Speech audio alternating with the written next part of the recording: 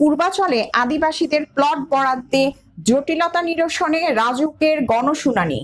রূপগঞ্জ পূর্বাচল প্রতিনিধি মোহাম্মদ রাকিবুল ইসলাম রাসেলের পাঠানো তথ্য ও ভিডিও চিত্রে বিস্তারিত।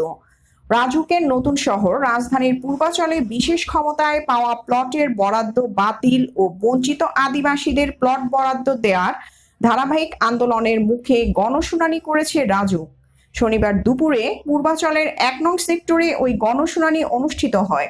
এতে রাজুক চেয়ারম্যান সহ বিভিন্ন সারির কর্মকর্তা এবং ক্ষতিগ্রস্ত আদিবাসীরা উপস্থিত ছিলেন।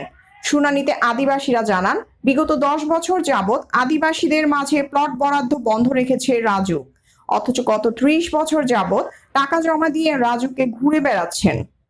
অপরদিকে শেখ হাসিনা ক্ষমতায় আসার পর কালো আইন করে বিশেষ ক্ষমতায় তার পরিবার সহ ঘনিষ্ঠ লোকজনকে হাজার হাজার প্লট বরাদ্দ দিয়েছেন। এতে চরম বৈষম্যের শিকার হয়েছেন তারা। এ ব্যাপারে গত কয়েক সপ্তাহ ধরে বিক্ষোভ, মানববন্ধন, রাস্তা অবরোধ, রাজুক কার্যালয় ঘেরা সহ নানা ধরনের আন্দোলন করে আসছিলেন আদিবাসীরা। এরই ধারাবাহিকতায় শনিবার গণশুনানি অনুষ্ঠিত হয়।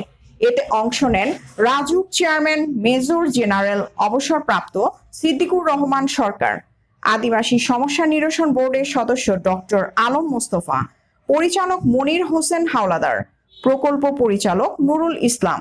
এ সময় রাজুক কর্মকর্তারা বলেন, এতদিন রাজনৈতিক কারণে যে সকল কাজ তারা করতে পারেননি, এখন তা স্বাচ্ছন্দ্যে করতে পারবেন। তারা আদিবাসীদের আশ্বস্ত করেন, এখন থেকে আর কোনো আদিবাসী বৈষম্যের শিকার হবেন না।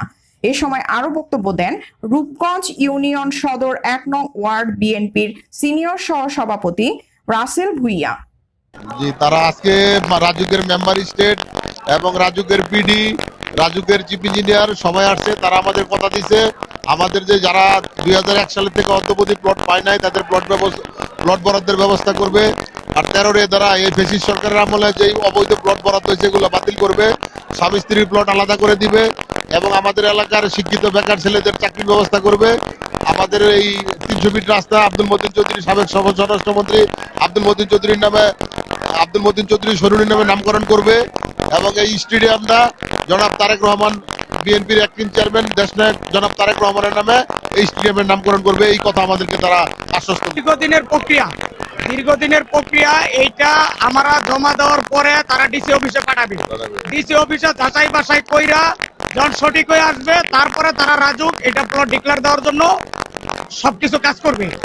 আর যেটা হলো আমাদের আন্দোলনের ফসল হলো আমরা যে মানববন্ধন করেছি এবং রাজুক চেয়ারম্যানের সাথে যে আমরা সাক্ষাৎ করেছি, এইটার বদৌলতে আজকে এই মিটিং এবং আর আদিবাসীদের জন্য এটা সফলতা, প্রথম সফলতা। এরপরে ডাইরেক্টর স্যার, পিডি স্যার তাদের পাঠিয়েছেন। আমরা তাদের উপস্থিতিতে ওনারা আমাদের বলেছে, আশ্বাস দিয়েছে আমরা যে দাবি দাবা করেছি এই দাবিগুলি সম্পূর্ণ পূরণ করব। এটা তাদের প্রতিশ্রুতি দিছে আমাদের সাথে। এই হল আমার কথা, ঠিক আছে।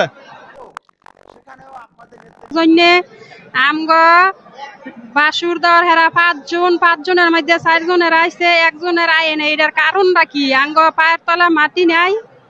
এইটা রাজুকের চেয়ারম্যানের কাছে আবেদন, আমগো প্লট যেইভাবে দিতে হয় প্লট দেওয়ার জন্য।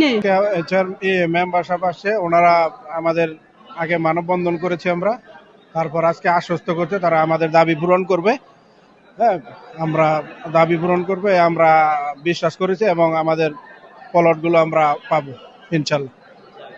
আমাদের একটাই চাওয়া, আমরা ৯টা প্লটের অ্যাপ্লিকেশন করছি এবং টাকাও জমা দিচ্ছি। এখন আমরা যৌথভাবে একটা প্লট পাইছি, কিন্তু আমরা আমাদের ৩০-৪০ বিঘা সম্পত্তি এগুলা সব মিলাইয়া আমরা তো একটা পাবো না, আমরা ৯টা পাবো। তার মধ্যে থেকে সেই জন্য আমরা আজকে এখানে উপস্থিত হয়েছি। সেই আমাদের দাবি হলো আমাদের 9টা প্লটই যেন আমরা পাই।